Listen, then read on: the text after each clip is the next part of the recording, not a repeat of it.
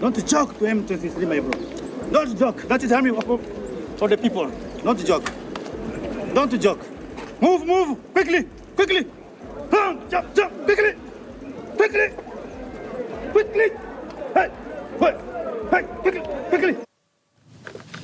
Wile Ngoma wetwogereranga mugenzi ono bamukuba ekizuka jibuvuddeko irange emmotoka mwe yali atambulira oba convoy gye yali akozesa okutambula ono nno ye yali omukulembeze atwala akabinja ka M23 akabinja kana akatigomeze nnyo eggwanga erya DRC kakati omwami oyo ndoza yafa mu wiki ng'emu kitundu emabega wiki emu emu kitundu emabega lwe bamukuba ne bamuwogoloza yabadde omusajja abadde most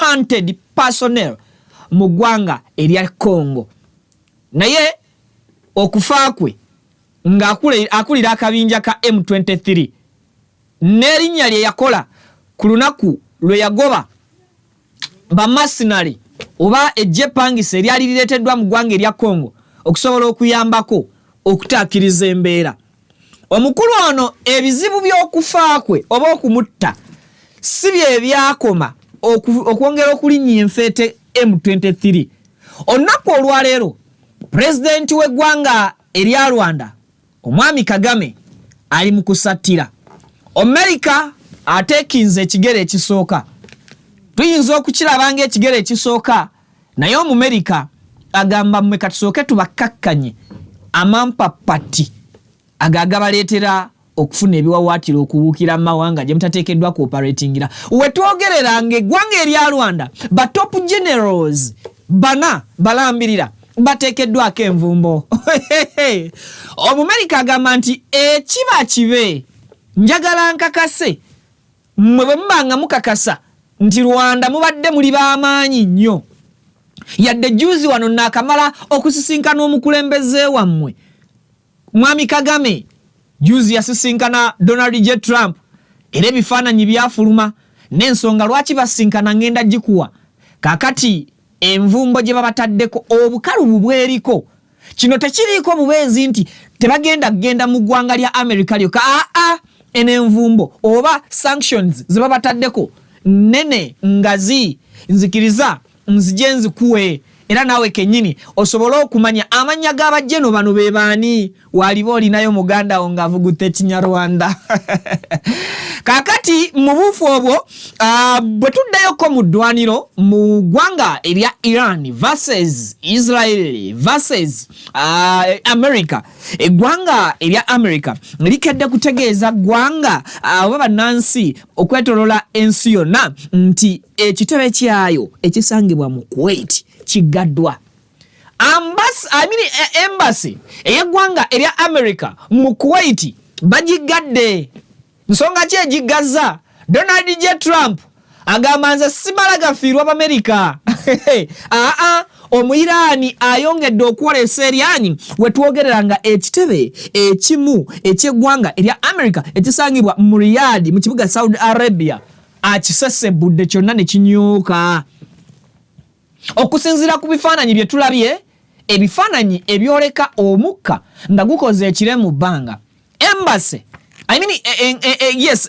embassy ebadde ey'eggwanga erya America mu kibuga Riyadh yonna Omuyiraani agikubye n'agisesebula n'agissa ku ttaka ngenda kuwa olutalo engeri gye lutambuddemu era ng'essaawa za kakati tuyingidde olunaku olwokuna nga eggwanga erya Iran Israel ne America balwanagana kakati bwe tuvaako sides zaawo ngenda kwongerayo nkulage engeri omukyala First Lady Janet Kataha Museveni juzi bwe yabadde ekisozi bwe yategeezezza eggwanga nga ensi Uganda bwerimu emirimu emiitirivu era ng'emirimu egiri wano n'ow'emmindi asena bangi ku bavubuka bamalira nnyo ebiseera byabwe mu kugenda ebweru w'eggwanga okkuba ekyeyo oba oli awo bagaziye enfuna zaabwe n'okwongera okukyusa obulamu First Family ekugamba era ekutegeeza nti emirembe n'emirimu egiri mu nsi Uganda tosobola kugenda maaso na kubanga ogimala. Otugenda bitunuulira n'ebimu ku ebyo ebyabaddeyo. Ba bloggers baweereddwa billions 5 namba okwekubakubako enfuufu n'okwekulaakulanya. Naye ngenda kulaga engeri ate mwami kaziwe kapo naye gyawadde submission ye n'akulaga engeri ssente ezijja zigabibwa gavumenti gye zitemyetemyemu sectors ez'enjawulo ezizze zifuna ssente zino. Akugiddeyo example ku bayimbi ssente engeri gye zibawuddeyawuddemu, ba promoters ssente engeri gye zibatemyetemyemu, kakati ne ba bloggers oba abantu abakolera ku mutimbagano nabo ekiwejjowejjo kirabika kimaze okuwenjula kateni mu mpya zaabwe. Kakati akabenje dekabusa akagudde ku luguudo olumu wano okuva Mukalaji okudda wano e Mukono, emmotoka kika kya Wish yonna esesebuse etomedde omuti gw'amasannyalaze and of course n'ennyumba y'omutuuze tesobodde kubanga erusimattuka. Nkimanyi weebuuza ababadde mu mmotoka eyo balamu oba bafu. Mbirina ngenda kuba mbikuwa. So nga ate ne mukiro ekikeesezo olunaku olwaleero wabadde wakabenjedde kabusa mu bitundu ebya Kiboga district era nga nako akabenje kalese abantu bagenda maaso n'okwewuunya engeri abavuzi b'ebidduka gye batambuzaamu emirimu. Nyina bingi bye tugenda okubeera nga tusoosootola naye nzikiriza netololemu katono nnyo bwe nti ate then bwe nkomawo ebigambo n'emboozi nzije tubyogere. Giweka like video tovaawo nkomawo. Amanya gange nze Kibira Hassan okuva mu Kibira Construction Company Limited. Tutunda amataka, tuzimba amayumba, tuddaabiriza amayumba, renovation tugikola, tusima amazzi. Ffe aba Kibira Construction Company Limited tutunda amataka ag'ebyapa, ag'endagaano ku makubo ag'enjawulo okugeza Hoima Road, Bombo Road, Masaka Road, Mityana Road. Ate tukiriza ne Kibanja Mpola. Osobola tukyalirako ku office zaffe ezisangibwa Ssenge wa Kiso. Oba tukubire ku masimu gaffe 0755 36 37 82. Ojje tugende mu maaso n'okwogereza ku business yonna gy'oba oleese mu office yaffe nga bwe nzoogeddeko waggulu. Tujja kwataganira wamu kubanga bye tukola tubikola nga biri mu kkubo golokofu. Buli kimu ekigwa mu construction company tukikola. Bw'oba olina ky'oyagala okwebuuza era tukyalireko ffe bakibira tukubire buli kimu tusobola okukimala. Ntuusa omukisa okubabuuzaako nti assalamu alaikum wa rahmatullahi wa barakatuh.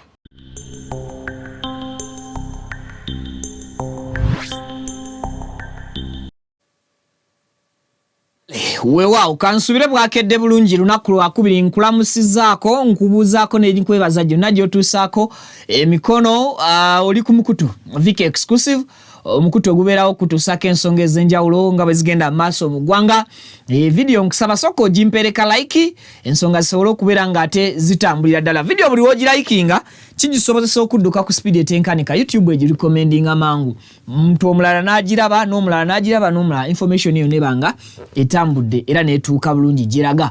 Twegatteko nno mwana tubutereevu ng'osubscribinga ku mukutu then bw'osubscribinga notification bell giturning on. Kati ffe buli tu-uploadinga video bajja kukuteerako akade tu bakutegeeze nti tulina video gye tutaddeyo.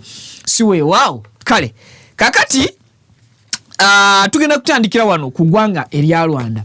Webukeredde enkya y'olunaku olwaleero ng'akabinja ka M23 kaleetedde eggwanga erya Rwanda ebizibu. M23 eno kabinja k'abatujju oba kabinja k'abayeekera. I may not call it kabinja k'abatujju nengenda kayita akabinja k'abayeekera. Omuyeekera n'omutujju ndowooza oba byawuka oba tebyawuka. Nja kwongera nkikoleko research kuba omutujju asobola okutta asobola okwetta. Kakati ate omuyeekera asobola okuyeekera ng'ekiruubirirwa kye kuvuunika gavumenti oba kuwamba kitundu oba kuwamba buyinza. I think birina enjawulo. So katugenda kugenda na kyamuyeekera. Abayeekera bano aba M23 bamaze ebbanga ddene nga batigomya eggwanga erya Congo. Era abantu bangi ne bajja ne babuuza M23 efundingibwa baani abagiteekamu ssente. Ebeera n'ebyokulwanyisa bipya, ebeera n'ebyambalo bipya, erina emmotoka ennwanyi ziba mpya, twaligambye nti akabinja ka M23 katandikawo mu myaka egiyiseeko ebikadde naye ate ebyokulwanyisa ebipya babijjawa, uniforms empya zivaawa. So kino kyakolebwako okunoonyereza abakulu ab'amawanga ne bakizuula nti M23 eno erina amawanga wano mu East Africa agagivujjirira, era ne bakola okunoonyereza ddala gwanga ki exactly erifandinga M23 abayeekera bano. Kakati America mukola okunoonyereza kwayo laba bwejja ekizuula nti eggwanga erya Rwanda lirina omukono munene nnyo mu butujju, lirina omukono munene nnyo mu buyeekera obukolebwa mu ggwanga erya Congo.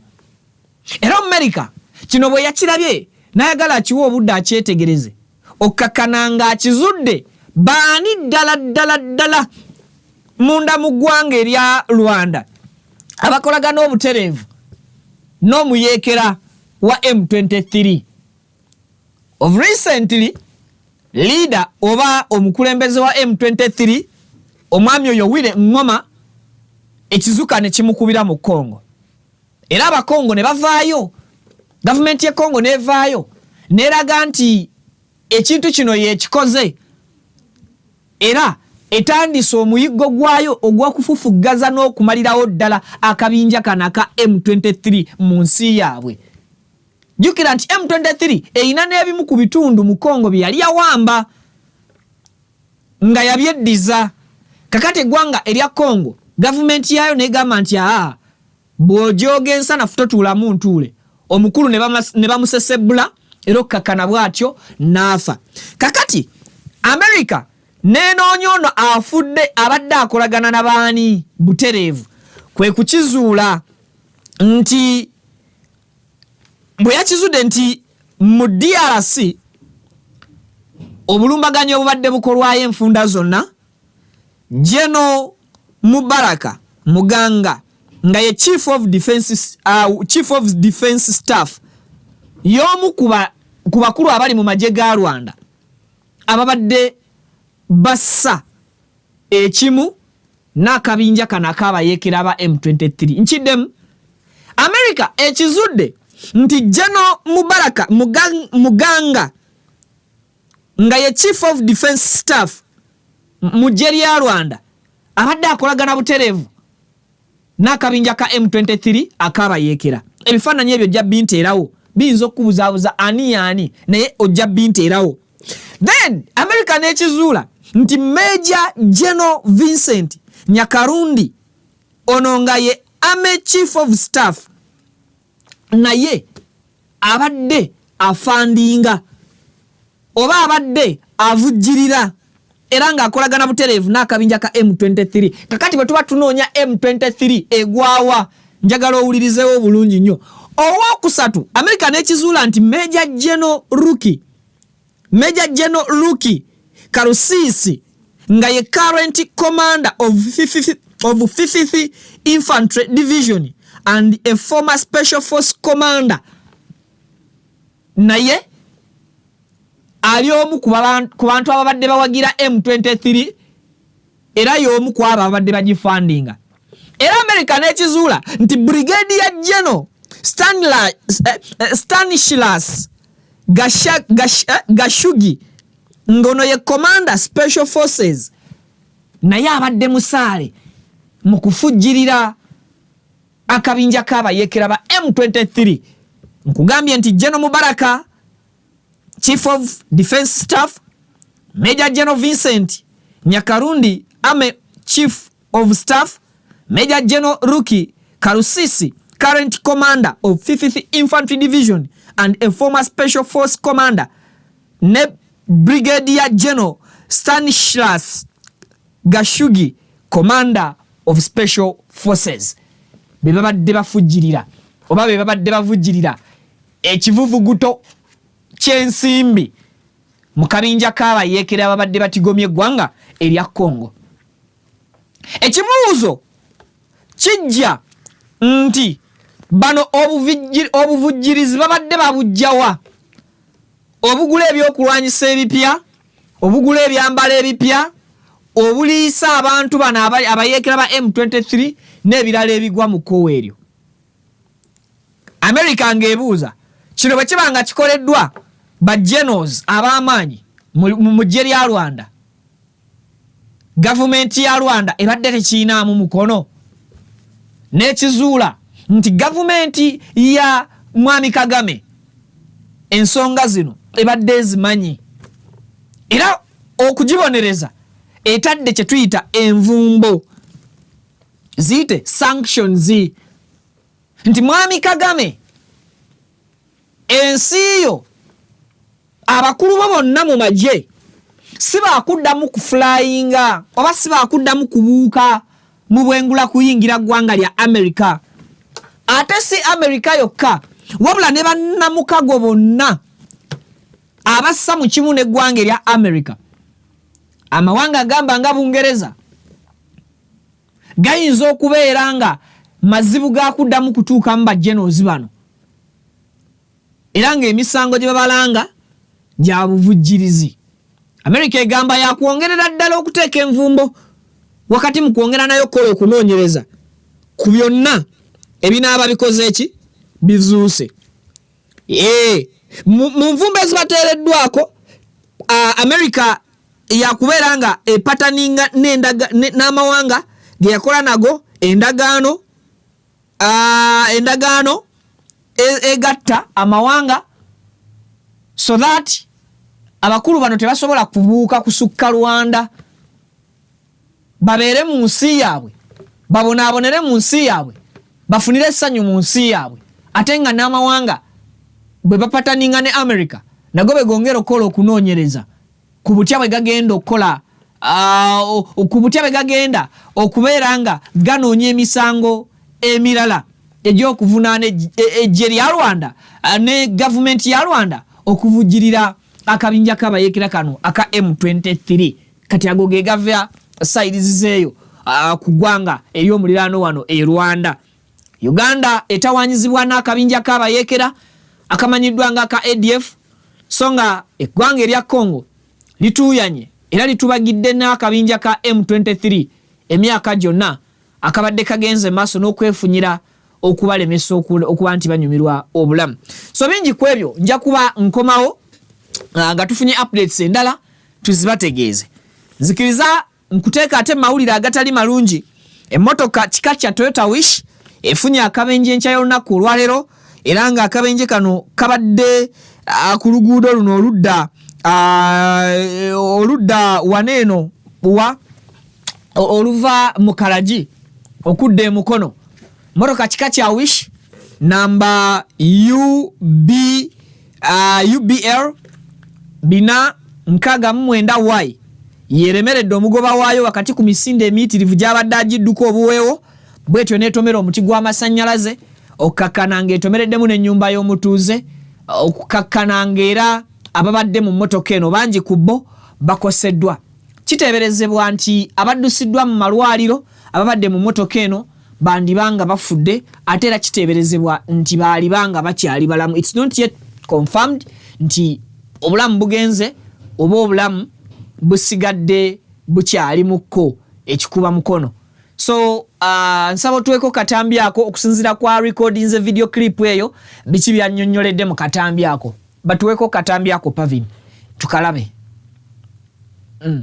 Eguddawano ku lw'emukono ndowooza accident mugiraba. Eguddawano ku lw'emukono ndowooza wakyekoza amasannyalaze okulaba ndowooza mugiraba banna.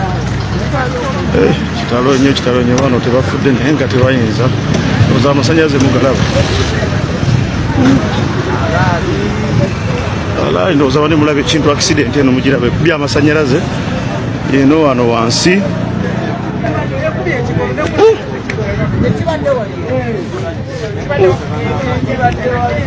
Yakyasigadde balamu bana balamu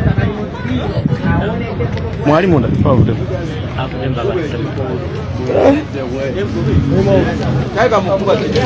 ana kitalo nnyo ddala.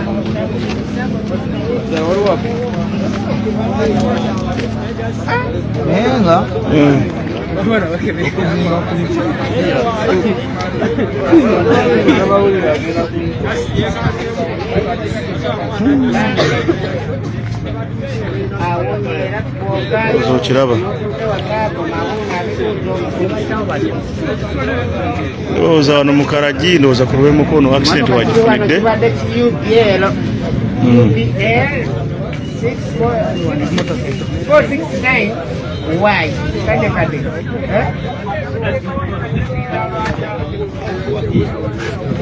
Bano baawonye bwonye okufa abaawano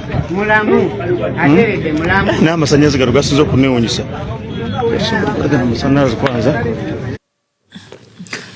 Kati embeera bwetyo bwebadde, tusaba omutonzi bwe baba nga bakyali balamu bongere okubeera nga babikkibwa omukono gwo ogwekisa. Tulabula abantu okuvuga obulungi ku nguudo naddala mu biseera bino eby'enkuba, making sure nti speed gy'ovuga kola nsoyo gw'oliko oba ekkubo lyonna eryo ly'oliko lisobola okwanguyiza ekidduka ky'ovuga okusibaasibamu ng'emmoloka esigadde ekyali stable ku kkubo. Ebiseera ebisinga amakubo gano gaba gaseerera ate naddala nga akakubakuba katonyeeko. Tubasaba mubeere bantu ba buvunaanyizibwa, muvuge n'obwegendereza obubenje ekikanga kino busobole okubeera nga bukendeeramu. Era n'akawungezi k'olunaku olw'eggulo mu disitulikiti ey'Ekiboga waliwo trailer namba UBQ 863R yagudde Kabenje. Yabadde etisse ebyamaguzi ng'etaddeko akabindo kaayo etambula neremerera stilo omugoba waayo okkakkana nga abantu bangi abatutte ensonga zino nga reckless ndoza mu Luganda kwe kuvuga reckless driving is okuvugisa ekimama. Yes, obuteefiirayo. So emmoloka eno yavudde ku kkubo okkakkana ng'egudde mu luwonke ebbalibbali awo, era driver w'emmotoka eyo kigambibwa nti yabuuseemu n'adduka. Teyategerekese wa gye yayise ate tekyategerekese bameka ababaddemu oba yabaddemu ne turnboy oba teyabaddemu na turnboy. So tukubiriza bannannyini bidduka okubeera nga bavuga n'obwegendereza. Bannange enguudo ziseerera. Nze wano nabanyumizako incident ku Masaka Road okwo, just emmoloka ng'edduka speed ntono naye nga bw'olinnya bw'otyo obenga overtaking owulira chorus ng'emipiira egisika busisi. So enguudo ezimu ziseerera nnyo mu biseera by'enkuba. Tubeere beegendereza ate n'embudde bw'ekiro tubeere nga tufaayo nnyo ku mataala ge tussa mu bidduka byaffe. Abamu ku mmwe muteeka obutaala obwokya, babalimba nti obutaala obwo bwaka nnyo, kumbe buteeka damages ku ba drivers banna abali ku kkubo. So amataala g'ebbeeyi gye gali ate nga gaaka nnyo, gaakanawala nnyo okusinga ago ge muteekamu agalayisi nga babagamba gaaka nnyo, nga naawe olabanga agaaka ennyo naye nga gasaasaana nnyo mu kkubo gakosa abantu abalala.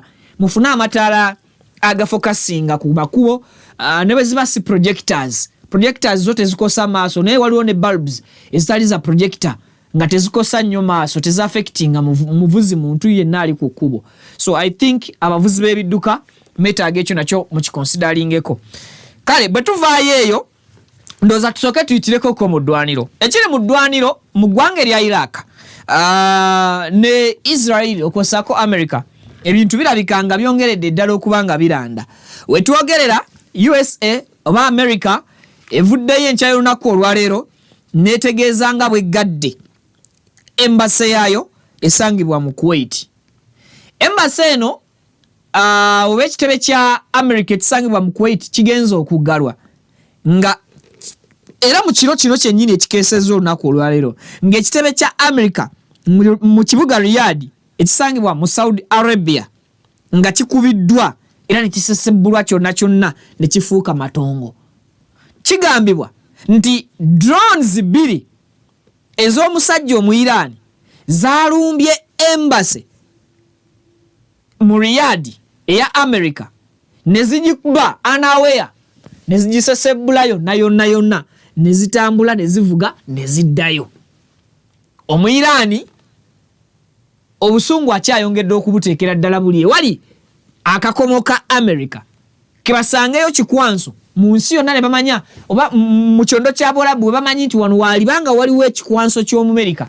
Omu Iran aba ayagala genda kubawo asesebule. Ekyo kyolaba mu kifaananyi ye embassy ekubiddwa yonna nesesebulwa okakana ng'efuuse matonga. Kakati Omumerika bw'alabye nga guli guti, Omuyiraani ayongedde okumwefunyiriramu n'agamba nti baganda bange abali mu kibuga Kuwait mwe musooke muveeyo. Era Omumerika mbunnambiro asoose ku evacuatinga basajja be ababadde mu embassy ya Kuwait n'agamba nti tusooke twetegula ekibabu. Omusajja Omuyiraani mutamiivu atamidde akawoowo k'ebikompola. Tujja kuddamu tugulewo ekitebe nga tulaba embeereze mu nteeko. Era bw'atyo akulira ekitebe kino bw'ategeezezza bannamawulire b'omukutu ogumu mu ggwanga erya Kuwait n'abagamba nti Amerika eggaddewo ekitebe kyayo mu Kuwait oluvannyuma lwa Iran okubeera nti ekeddo tukolako obulumbaganyi mu kibuga Riyadh ekya Saudi Arabia bwekubye ekitebe kyaffe n'ekisesebula. So n'olwekyo tutegeeza eggwanga erya Kuwait, tutegeeza bannansi abali mu kibuga Kuwait nti ekitebe kyaffe ekibadde kiri mu Kuwait kiggaddwa, era nga kiggaddwa olw'akaseera obuseera, naye era nga kyakuddamu okuggulawo kakalabya emirimu gyakyo embeera eriwo bwenaaba ekkakkanyeemu. But as of now ekitebe kino kiggaddwa tugire tukolako ebirala. Omumerika afa nnyo ku kye bayita obulamu, era Omumerika asobola okusitula ennyonyi ze 5 ne ziva mu ggwanga lya America ne zigenda ne zitambula mile ne miles ezisukka mu 5 oba mu 100 nga zigenza okukima Omumerika omu. Tezannyisa bulamu bwa munnansi America. Yensonga lwaki bwerabye nti Iran evudde mu kulumba besi z'amagye, kati eyagala n'enkambi oba eyagala n'ebitebe ze tuyita embassy eza America, n'esalawo n'egamba nti kesooke etegula abantu baayo bannansi baleme kubeera nga bakosebwa ebitagambika. Kakati mu buufu bw'olutalo luno bwe bumu, omusajja Omuyiraani oluvannyuma lw'okuviibwako mukama waabwe abadde omukulembeze waabwe Ayatollah Omuyiraani agambye nti agudde mu lukwe olwaviiriddeko okufa kwa okufa kw'omukulembeze waabwe Ayatollah Ali Khamenei. Jjukira nti Khamenei ekizuka ekyamukubye oba ekikompola ekyamukubye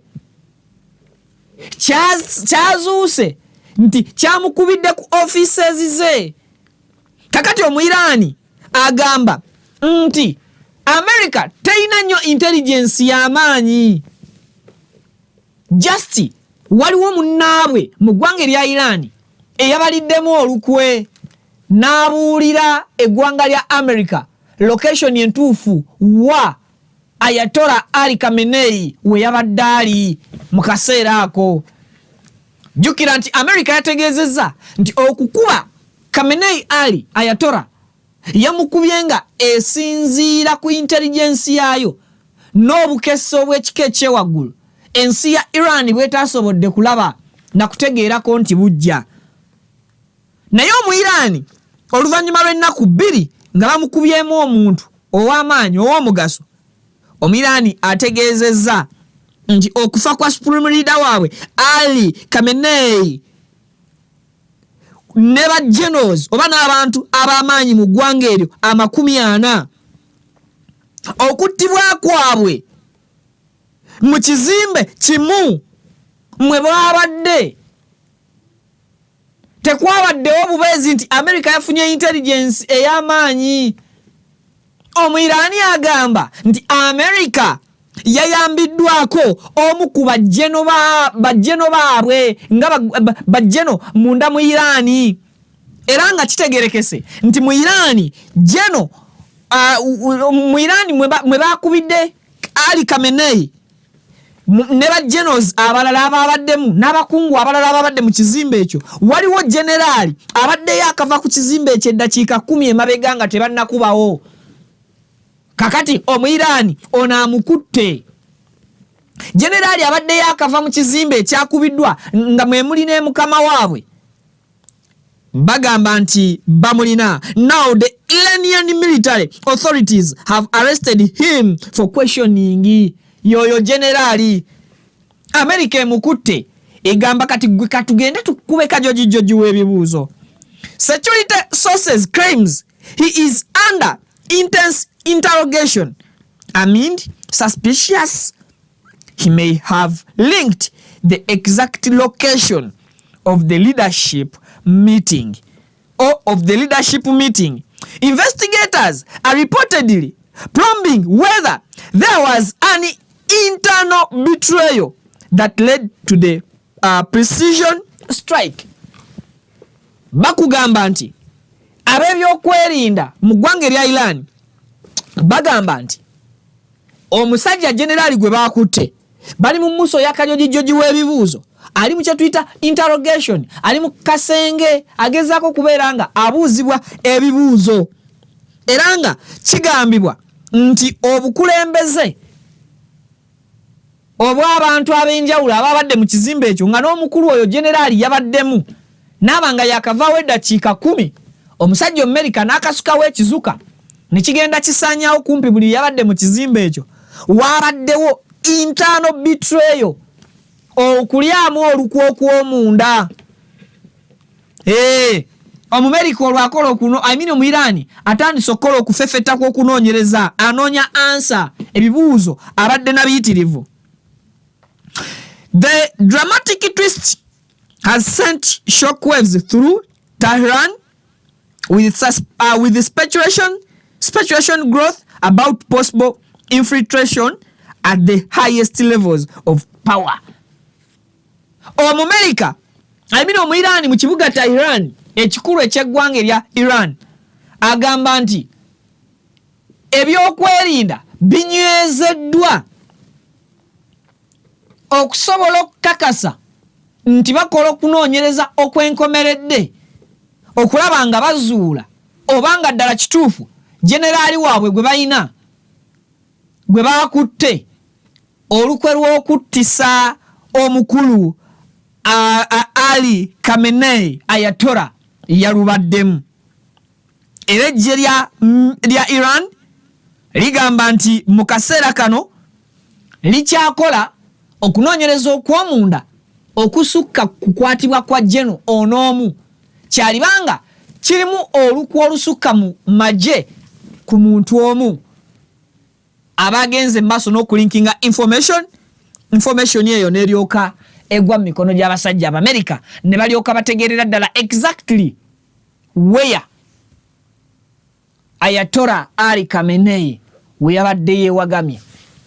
Naye era okusinziira ku reports ziraga nti omusajja omugenzi kati Ali Ayatollah Khamenei abadde nga atambulira mu kwekweka ng'essaawa yonna akimanyi nti Omumerica amukimako, era nga mu kaseera we bakwatidde generali ono bamulanga kuwaayo exact location, live location ebadde erina okuba nga yakyama. Kakati bakugamba nti wawaddeyo location ebadde erina okubeera ey'ekyama, which means nti waliwo security details ezibadde zirina okuba nga zirina kukuumibwa munda mu mmwe singa zilinkinga ne ziteeka omu ku mukulembeze mu buzibu, mubeera mwolekedde akaseera akakatyabaga. Kakati Omumerica bw'abanga kituufu yabaguliziddwako mu bagulizibwa luddawo omusajja ono waali Ayatollah n'emukuba n'emwogoloza, kibeera kitegeeza nti Omuyirani abadde ali ku run oba abadde nga wanted mu maaso g'Omumerica.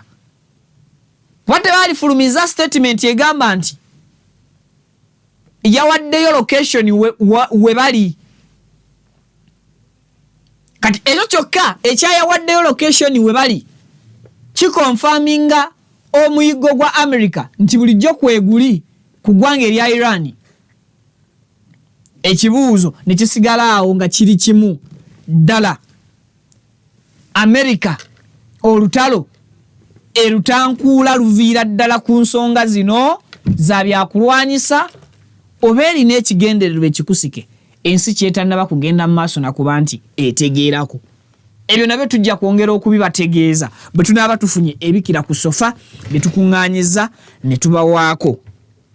Yes, bwe tuvaako eyo ne tukomawoko wano ku butaka e Uganda, emirimu egiri wano n'ow'emmindi asena Maama Janet Kataha Museveni ono nga ye first lady ow'eggwanga Uganda yategeezezza juzi bwe yabadde ekisozi nti emirimu egiri wano weegiri abavubuka bakole ate beenyumiririze mu kubeera abafirika. Awo yabadde naalumbira abavubuka abakyusakyusa enviiri ne bazifumba nga n'abamu baalumba ate be bamu ku bagenyi abakulu abayite ab'omukolo gwa Jazz with Jajja mu bufu obufaanaganako ku bwe buto. Sooka ompeeko ku first lady oyo n'ebigambo bye mu bufu obwo. Go abroad to look for jobs, and you know we have jobs here. That's what the president was talking about. Africans have always been so ashamed of being African.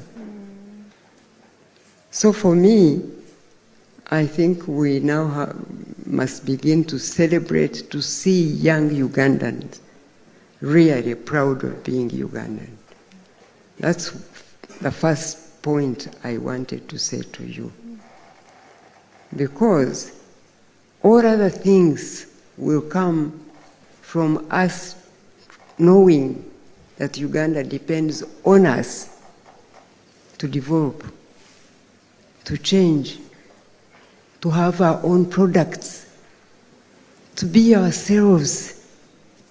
When you see Ugandans trying to have blonde hair, you know they need to go abroad to look for jobs.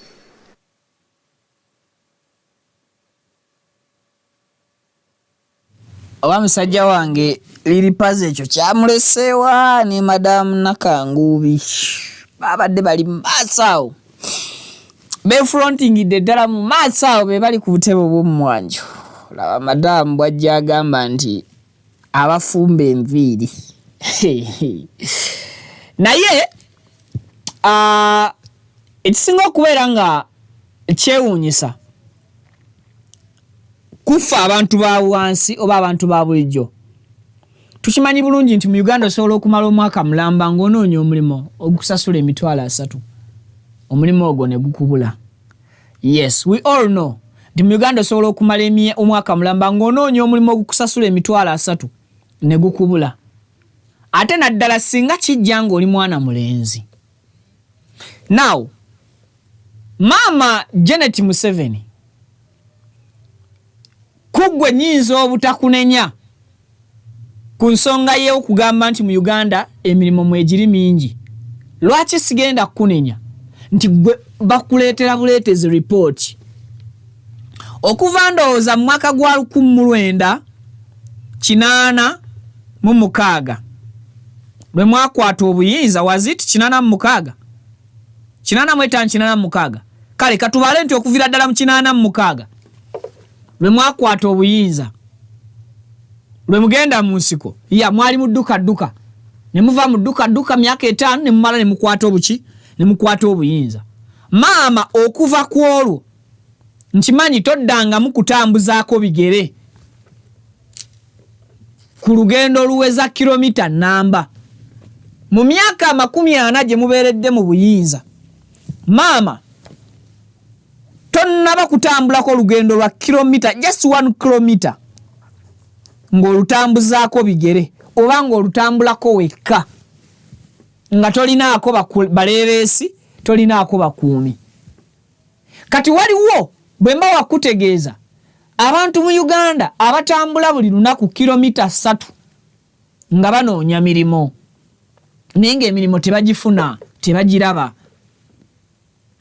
Kati kyabuvunaanyizibwa kya bugunjufu obutanenya ggwe wabula tukkirize tunenye ba ministers bammwe ababaleetera ripooti, kuba bino babaleetera biboozi bifumbe nti naabo be muwadde emirimu mu companies ezimu zi night ziki zisasula abaana nusu 10,000 ku nusu 7 olunaku kyokka ng'akola hours ezisukka mu 12.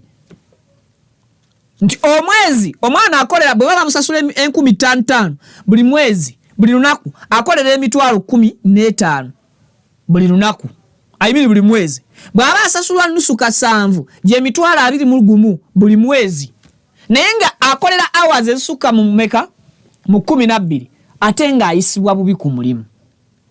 Kakati ba job creators abavubuka bano abatintinga enviiri ng'abo bwe bagezezaako okweteerawo obulimo beetandikirewo bu business obutonotono business zaabwe mmwe abantu bammwe mu government ne mu bitongole ebyenjawulo bajja mu kifo ky'okuteeseganya n'abaana bano ne batandika bafuula nte nga bakamamu bakame babasikamu busisi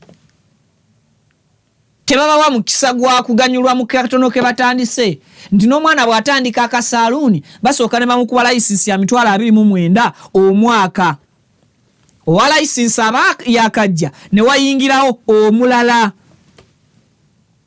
ow'amasannyalaze aba yakayitawo ne wayingirawo omulala.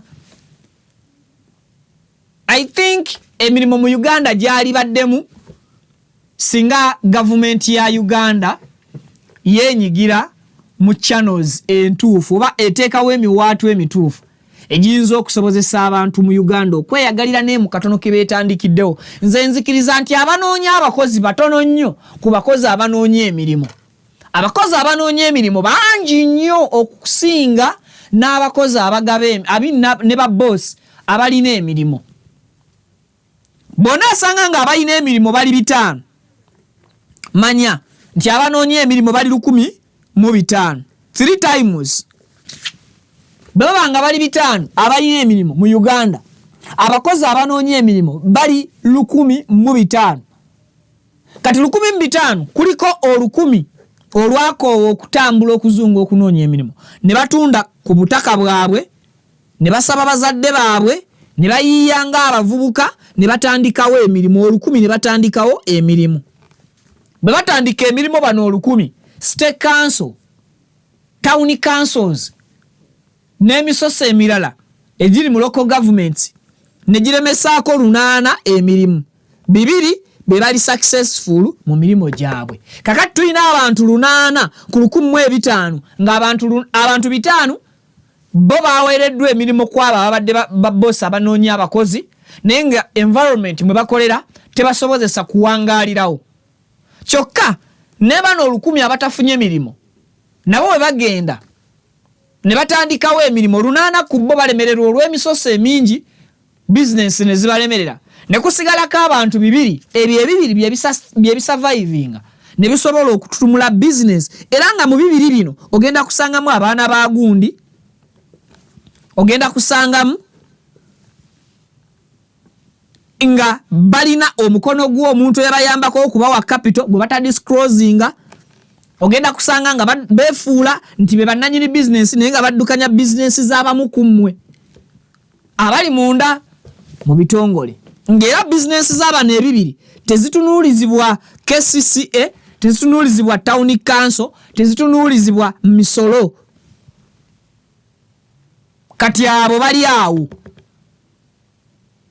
Era ekisoze eyo abakulu bano gye babadde ba bloggers ne basisinkana president mu kye bayita jazz with the judge.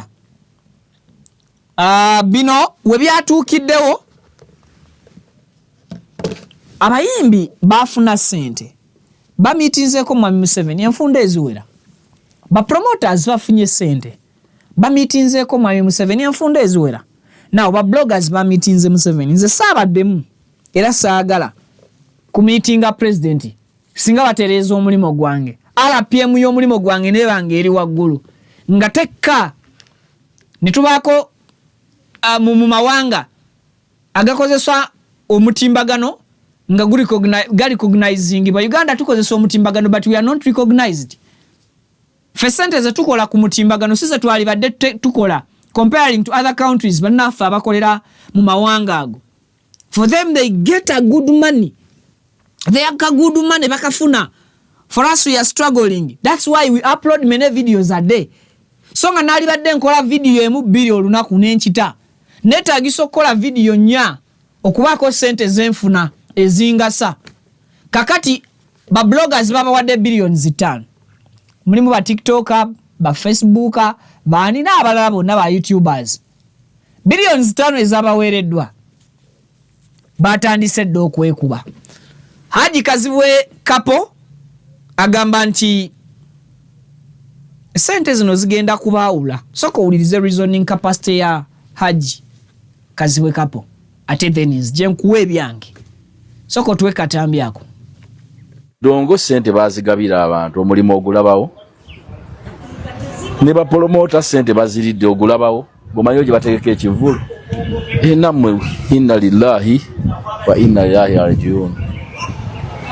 Kubanga jukira radio ne TV tokyazijja kadisi ku mawulire gaazo. Amawulire amatuufu tugafuna ku social media wano. Kakati obudde buno namwe nkugambye mu myaka 2 oliddaano n'ombuulya kye nakugamba. Ayite mutuwogganira kubanga alisi bagante mufuna sente bane munagana bajja mujja kijja batugawo ku mpaka. Ne bamufunyeyo kantu nga kati mukulembeze mukwano gwammwe mulye.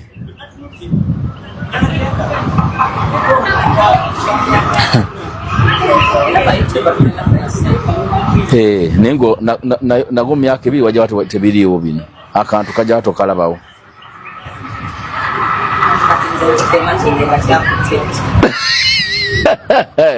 Kati mu myaka 2 bino bye tuli mukugwira bino ojja bato birabo nawe kenyo ojja bana ontyo kunchaza lwaje batsande tukola fe basanga tetuyimba lwaje bas musajja wuno musajja kye mugamba ali myo kikiriza. Kakati Kazibwe Kapo 100% aina kyatulengeza. Abayimbi wano baali bagugulana naye nga bagugulana byabwe bya ndongo. Tebalina empalana ey'intaano. Nga empalana yaabwe ebeera external. Nkusinga Benz, nakusinze Hammer, nakusinze eryato, nakusinze ennyimba. Studio yange yakabi, nze nyina producer avuga. Ekivulu kyange wakirabye external problems. Oba external conflicts. Kakati abayimbi bwe babasuulamu association simanya wuma. Abayimbi ne babasuulamu UNMF ekulirwa Kenzo Federation. Sente ne zijja mu kitavu billions 10.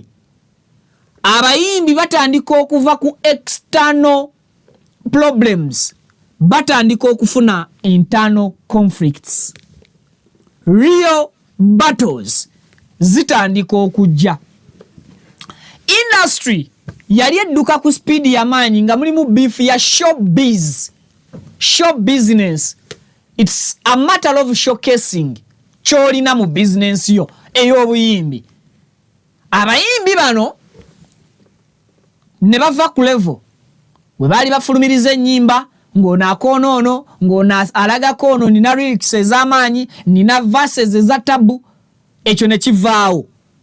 Kakati bwe bamala okubasuulamu ssente abayimbi ne batandika okuba nti Kazibwe Kapo yakyawa Aruna mu biru. I'm just giving an example kuba bonna bantu bange mbamanyi tebasobola kunyiiga nti Kazibwe Kapo nanyigira Aruna mu biru nga munyiigira lwakuba Aruna yakutte miliyoni 2 nga zaalina okugabanibwa mu bantu 2 Aruna naziryako Kazibwe.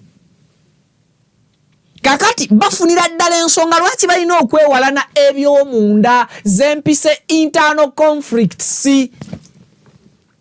Bwe batandika okwekubira munda bajjayo kye tuyita emotions, feelings.